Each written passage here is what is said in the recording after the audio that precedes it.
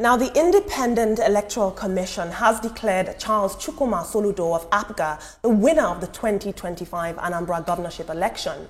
Now, Soludo polled 422,664 votes to defeat APC's Nicholas Ukachukwu, who got 99,445 votes. INEC says 584,054 votes were valid out of the 595,298 total votes that were cast. Soludo won in all 21 local government areas of the state.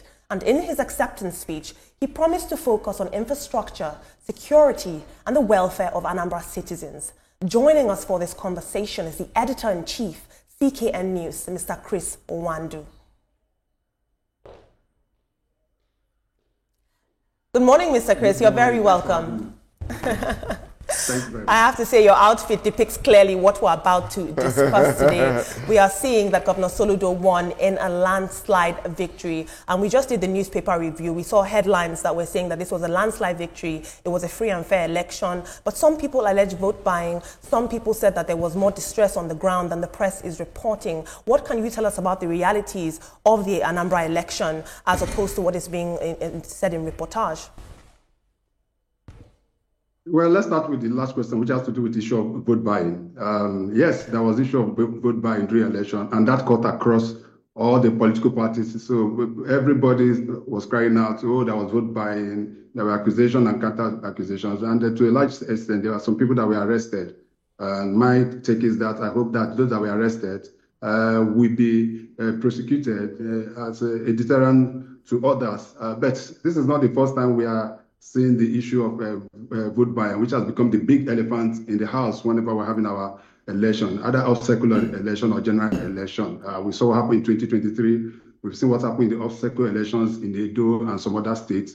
And it didn't start today. I go way back. My sister, as far back as 1993. I remember when, as a young person, one of the first elections that we had in Nigeria was the 1993 election that was supposed to elect late MKO Abiola as the president of Nigeria, but it was annulled by IBB. During that election, as a kid, I remember vividly well that we went to my area where there was the election was option A4, and in the course of that election, we saw loaves of agege bread being distributed and given to voters. But if you are wise enough, you should know that you are not supposed to eat that agege bread that it was given to you, because inside that agege bread was a 1 naira note or 2 naira note. So that was the level they were doing then. But I think now they have taken it to the next level in the days of digital. Some people go as far as one of the off-cycle elections we saw where some people were distributing ATM cards. Mr. Wandu, Mr. Wandu, if you could hear me, sir, let's really not... I can hear you. Yeah, let's not stay much about the matter of vote buying. Yeah, and let's really look at the infrastructure deployed by INEC in this election. And then at the end of the day, look at the next phase of Anambra State under the leadership of Professor Charles Chukwuma Soludo.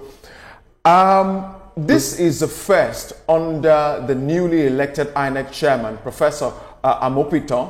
How would you rate INEC? I mean, we were together on Saturday covering the election. How would you rate what he has done thus far?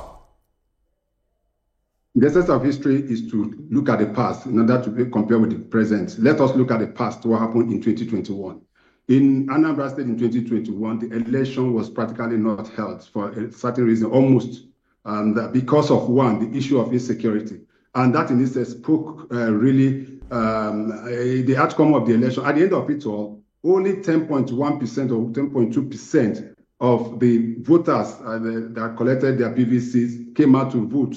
So only 10% of Anambarians elected Governor Soludo at that election. But today, at the last election last week, about 22% voters voted. At the 2021 election, Soludo was elected with by about 112,000 voters. At this last election, he got about more than 400,000 voters. So, in terms of voters turnout, in this level, there has been a huge improvement. The voter that party that we are thinking of didn't really happen. A lot of people came out, although you can look at that as being minimal, because when you compare to the number of people that collected their PCV, which is about 2.7 million Anambarians, which is about 98% of the, so it is still low. But in terms of preparation, one, security was tight. It was solid. INEC did very well. If you look at the results, the 8 time and on time, how the results were uploaded within 8 hours, 97 to 98% of the votes were already registered on INEC, which is why within under 24 hours, the election was announced by the Electoral Commission and the so to me, it's a good starting point for the new INEC chairman. But we cannot just use one state and one election to be able to judge him. We still have a lot to be able to. Let's look at the other obstacle election coming, then to the general election. But this one, I will say that INEC did their best. Yeah, one of the things that stood out for me was that there were too many people per polling units, especially Soludo's polling unit, where they had over 1,426 people standing and waiting to vote. However, from information getting to us, some people couldn't vote in that polling unit. Well, that shows some enthusiasm. I want to run away from election matters itself, and let's look at the man, Charles Soludo. The next 4 years is in front of him. What do you expect? Your mic is very low from this point, sorry, but if I want to get, yes, your mic is low. I couldn't hear so well, but if I want to, probably you are saying what is expected of the governor in the next 4 years. Exactly, yes, exactly. Good, yeah, your mic is low, but let me take it from there. Yes, basically that of infrastructure is very, very key. Then security-wise, in terms of in the whole of the Southeast, I think that Anambra State has the highest level of insecurity. It used to be my state of Imo, but at least it has shifted to Anambra. But good enough, the governor has started by setting up a local vigilante group known as Agune Chamber. And they, in their own wisdom, have been trying to mop up most of these criminals in the state, join hands with the Nigerian police to be able to do the needful. Governor Soludo, in 2021, during his election campaign, told Anambarians that within 4 years that he was going to turn Anambra to another Dubai. I was in Anambra some months back. I didn't see any level of resemblance of Dubai in Anambra State. Probably in the next 4 years, that should be his focus. Anambra has the potential to be one of the richest state in the country when it comes to commerce. If you go to Nnewi, see what is happening there. You go to Onitsha, see what is happening there. In terms of commerce, it's just like Aba in Abia State. So he should also focus on that. Then, most importantly for me is education. Education is fundamental. So if you train the people, then you are building a nation. So you should look at that issue of then the basic infrastructure. See, today, why P2B and Ngige, despite his little time as governor of Anambra, has still been praised Anambra today, is because of the level of infrastructure that they built in Anambra, especially roads. Every news and crannies of Anambra were connected, the local villages and the rest of them. But most of those roads now are so dilapidated. So I want to see the governor also dealing with the issue of infrastructure, especially the road. Why am I saying this? Because between 2023 and now, all the governors across Nigeria cannot complain any longer. Because based on the economic revitalization by the current government, led by President Bola Ahmed Tinubu, most of the states are now receiving about 3 times what they were receiving pre-2023. So none of them should have any reason not to be able to deliver on their promises, and that is what the people of Anambra are looking forward in within the next 4 years when the governor will be sworn in. Absolutely, Mr. Chris, thank you so much. Now that the election results are out, can you just tell us what does this say about the voter sentiment in the southeast of Nigeria right now? What does these election results, what do they tell us about the frustrations of India Anambra, their priorities, and what they want for their leadership? I'll take it as well, not only India Anambra, but Indigo, and that are the people of southeast. Well, this is a welcome development. The election was free and fair. Even those complaining in their heart of heart to know that this was free and fair, because how do you justify an election where the governor had 400,000 votes, and the nearest person to him was 99,000. The governor won in 21 local government. That was a record. Then when you go to the wards, I think they had about 326 wards or so in Anambra. He got about 323. He just lost in about 3 or 4. So it was overwhelming. But in terms of voters, most often than not, the populace complain that the reason for voter apathy is because the people do not believe in the process. They believe that when they vote, their vote don't count. You see a situation where 500,000 people vote, only 2 people will sit at a court and annul that. And that is why I've always said that, yes, and it's a fact in the court. Of course, I'm a graduate of law, so I know what I'm talking about. Where people vote, 2 people will sit at the court of appeal and annul based on technicalities. So that makes it very, very, people used to feel some problem. The one I voted the last time, the person I voted for has been removed. We've seen a situation in this country where somebody that came forth at the Supreme Court was made a governor of a state. I'm talking of my state of Imo now. Governor, not even the second person, not the third person, the fourth person, and you saw the kind of apathy within that state. So if the election umpire can be able to get it right and make sure that the vote counts, the people's vote counts, and they have the confidence in the result, we will see massive turnout in subsequent elections where people come out and vote for their candidates of their choice. Knowing with that election will not be annulled. And that is really important. Hence why I wanted us to talk about INEC, under Professor Mupiton now. To minimize that kind of technical conversation that comes up in the law court every other time we have election matters, litigation being brought before the court, we need to reduce that, because sometimes political parties hammer on those kind of technicalities. They stand on it and have their cases presented in the court. So what do you think INEC can do forward? Being that Anambra has been done, we're expecting Ekiti or Osun in very soon, and then we're going into the general election. What can INEC continue to do to strengthen, the system and reduce this kind of technicalities that we keep seeing sometimes? I like your passion for the issue of INEC, and you are spot on, because if INEC can get it right, and that is why most people have been saying that the burden of proof, if we see here in law, the burden of proof should be spin around, and INEC should be able to provide that. So if you conduct an election, you should be the one to be able to come and prove why that social person won, not the person that lost. You say, let him come and prove and bring evidence why he lost. So if we can be able to strengthen INEC, good enough. The current INEC national chairman, or chairman as it is a professor of law. He was a former deputy vice chancellor and a senior advocate of Nigeria. So most people believe that we should be able to put some level of checks and balances here to be able to strengthen our electoral system. Don't forget that we also have the Electoral Act. We're supposed to strengthen this in the issue of voting, the issue of transmission of results, and the rest of them.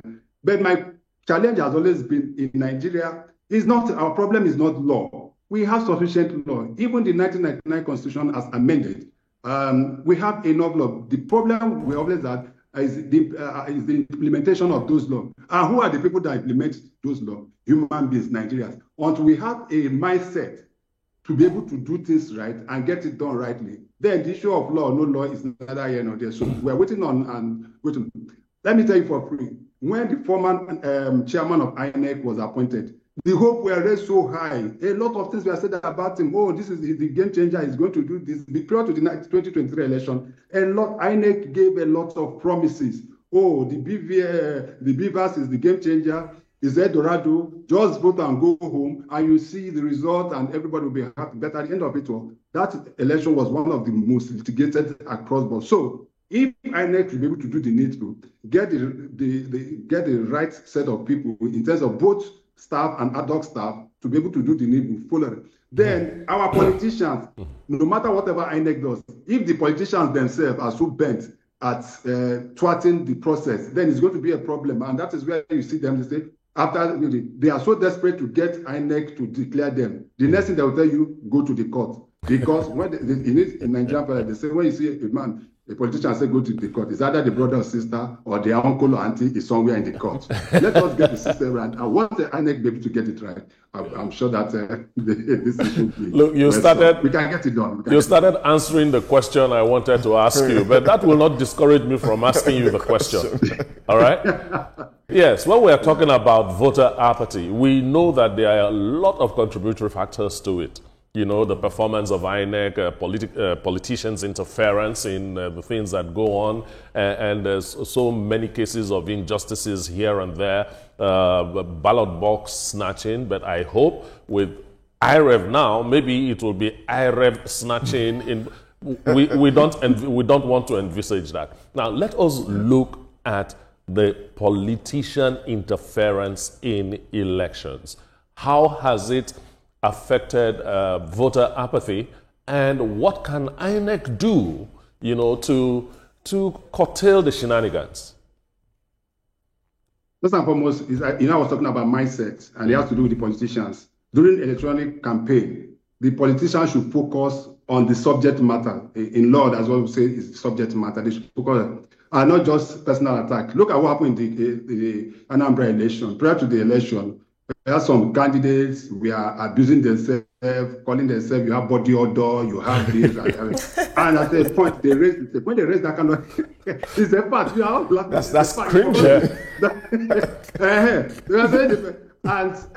And the governor is somebody at least I've sat with some time, and the man don't get body odor. So the fact is that, and when it's, the essence of that is when they do that, they galvanize their supporters towards working towards the answer. Because when you raise that stake, you have nothing at stake to be able to promise the people. So all you have to do is start using that business, and that in itself accumulates today. So I believe that the politician, with the kind of politicians we have, we should have the mindset that they are out. The primary responsibility of electing you as a leader is to serve. It is here that our politicians don't have a second job. In other part of the world, they have a second job. Our people here are just 100%. And finally, let me round up with this. And we should get to the point where we don't have to lock up everywhere just we want to have an election. Just in Ghana here, you can just go to work on election day, just walk out during your break time, vote, and go back home. Why is it that when we're going to have our election, you lock up everywhere? Like Anambra now, they locked up the whole place for 24 hours, economic activities. And again, it has gone beyond that. It's a matter of security, issue. But I hear your point and I agree with you absolutely on that. But Mr. Wamdu, Chukwuma Soludo now has another 4 years to work in the state. He himself, an economist who was a former CBN, governor. I'm expecting him that this next 4 years would raise up Anambra's economic strength vis-a-vis infrastructure, education, business, and strategizing to make that part of the country boom economically. What do you think? I don't want to go far in other states. Examples are already been set in Southeast. One, you have to look at what is happening in Enugu State presently. The current governor of Enugu State, Peter Mba, is doing a wonderful job in terms of governance in Anambra and in Enugu State. You need to go to the state and see what that guy has done. Sorry for the use of words, guy, but he's a politician. So what he has done in just barely 2 years. Another state is Abia State.